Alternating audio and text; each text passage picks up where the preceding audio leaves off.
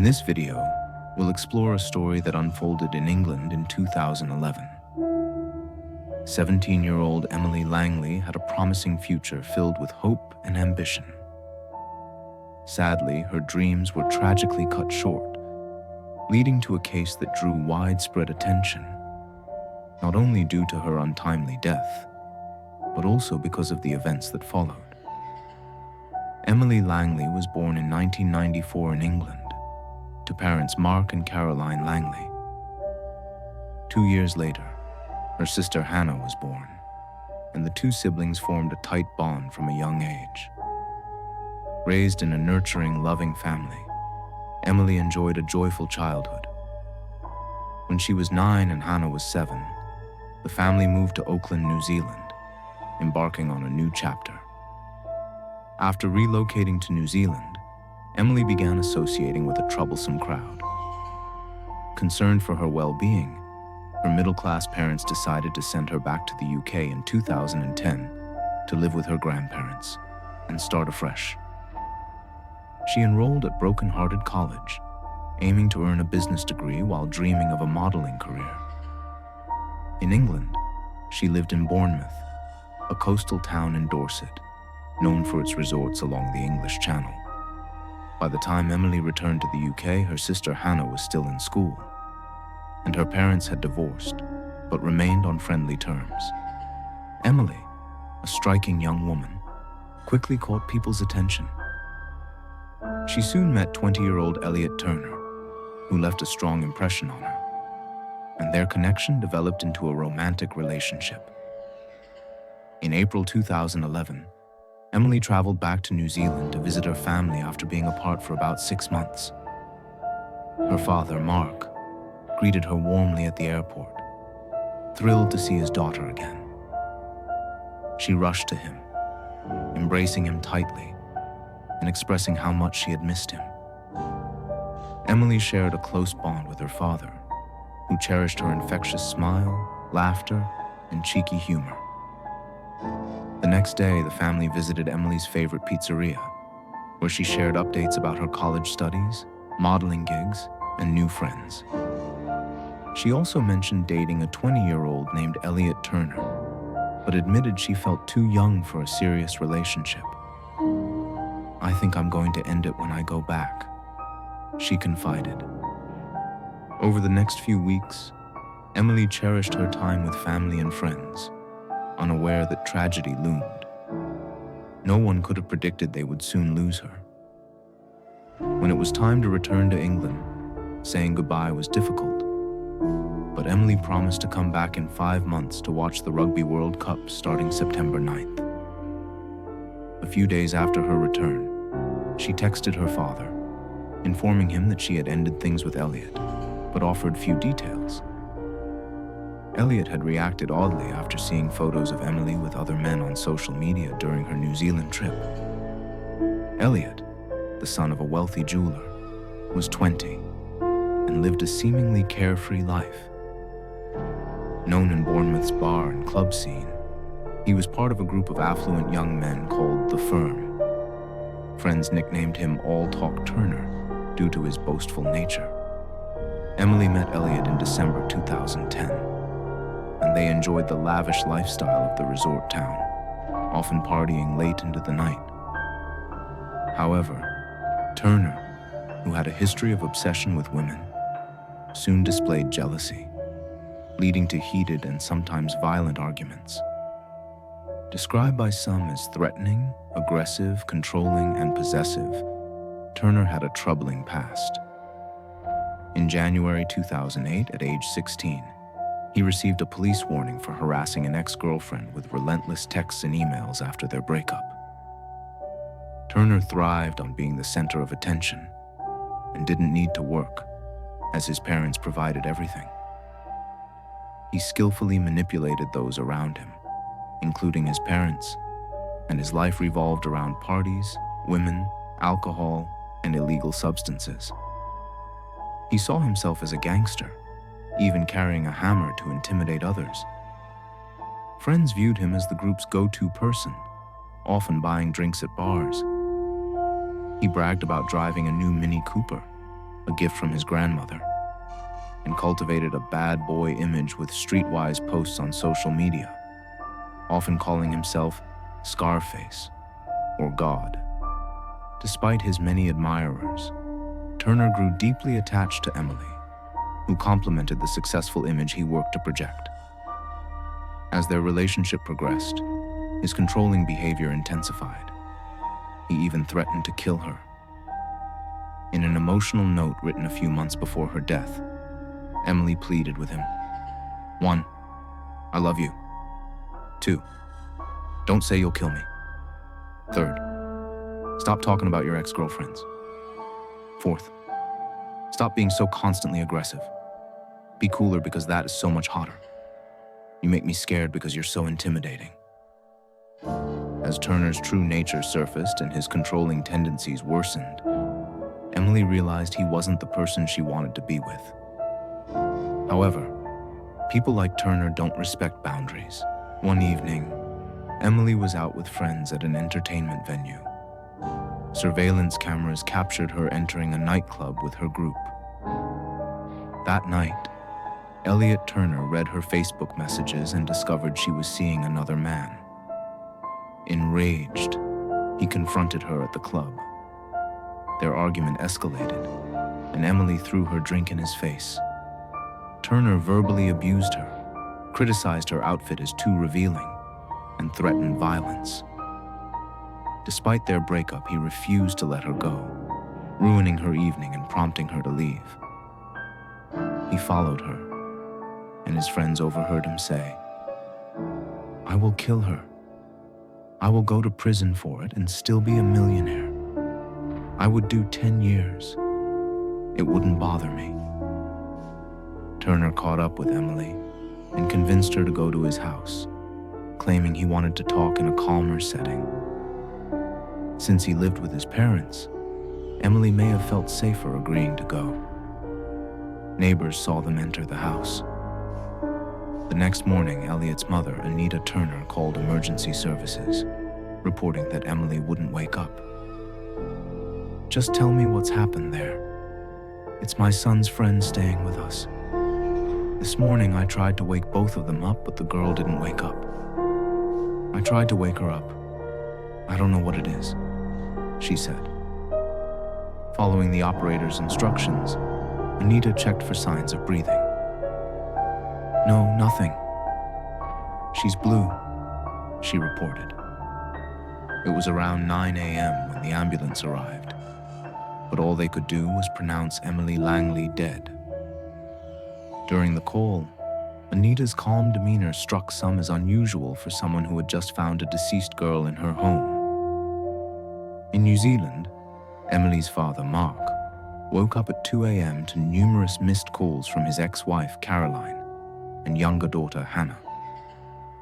A barely comprehensible voicemail from Hannah included Caroline's scream in the background. "Emily is dead!" Mark couldn't believe it. He called his mother in England, who was crying hysterically. A police officer then took the phone and confirmed the devastating news. "I'm sorry to tell you that your daughter Emily is dead."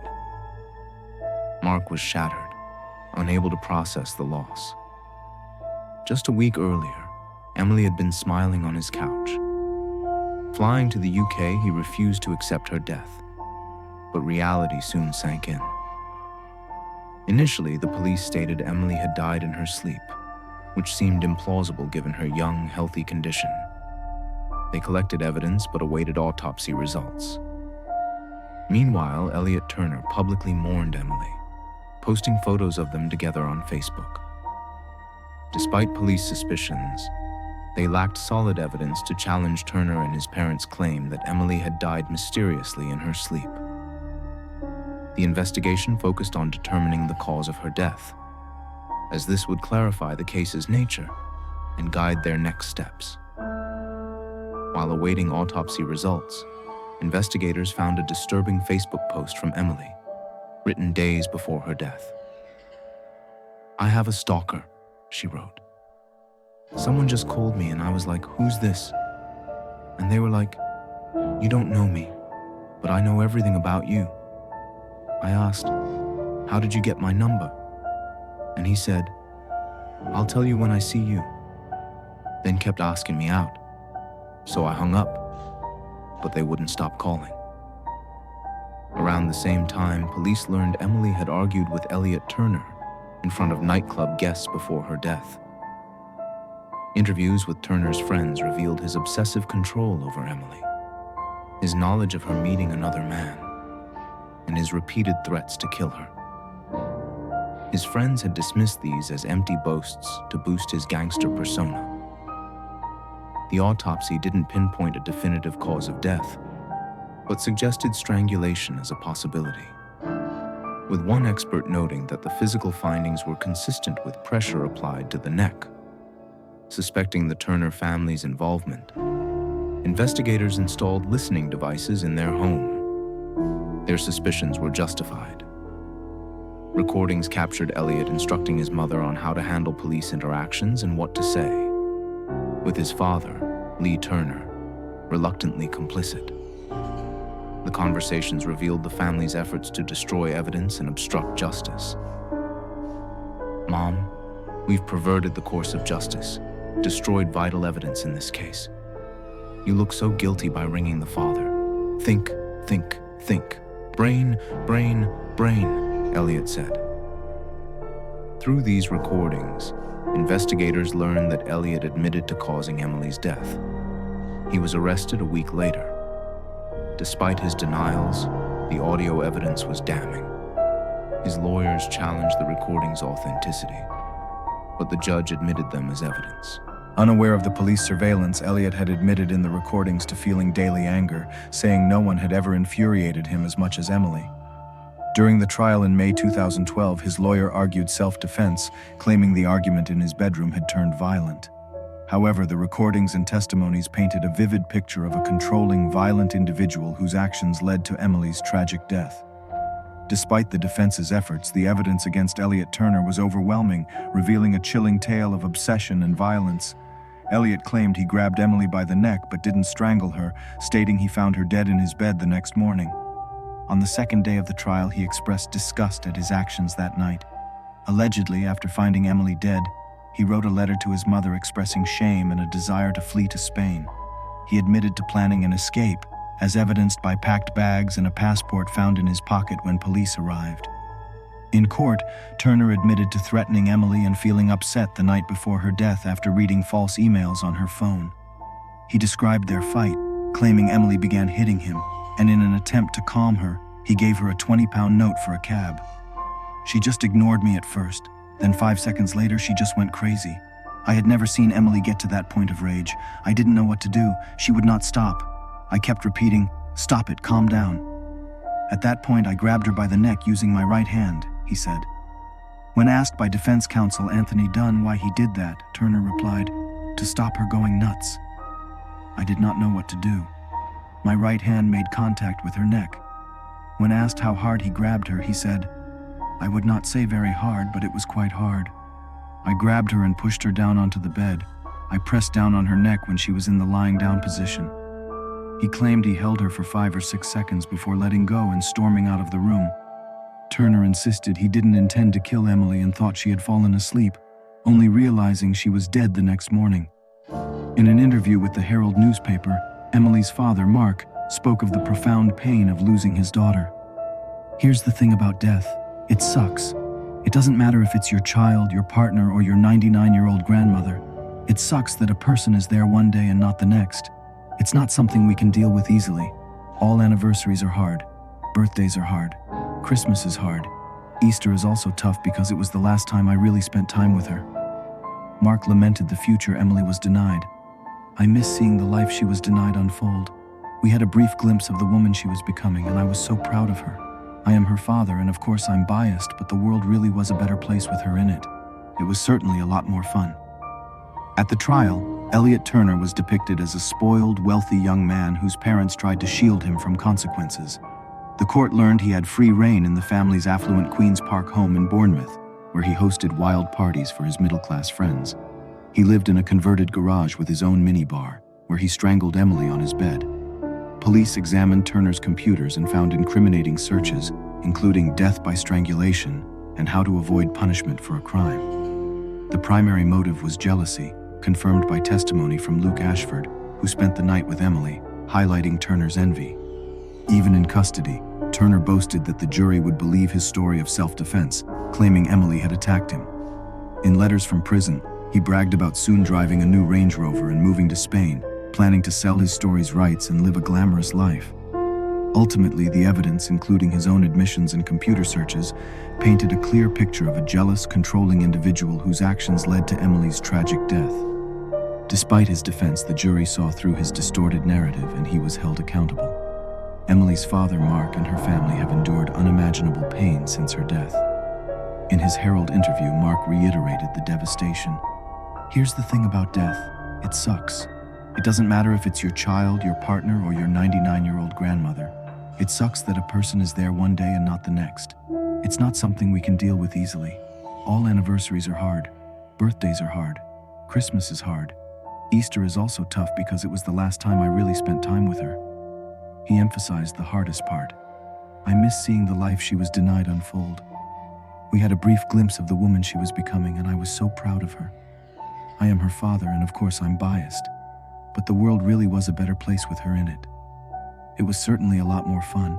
Emily's death and the trial sent shockwaves through the community. The trial portrayed Elliot Turner as a spoiled, wealthy young man whose parents' indulgence fueled his destructive behavior. His sense of untouchability, enabled by his family's wealth and willingness to cover up his crimes, raised broader societal questions about privilege and accountability.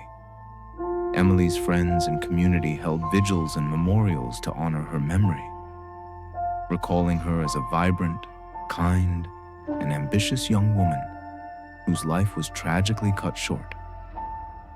The trial sparked conversations about domestic violence, the importance of taking threats seriously, and the need for better support for victims. Despite his conviction and imprisonment, Elliot Turner showed no genuine remorse.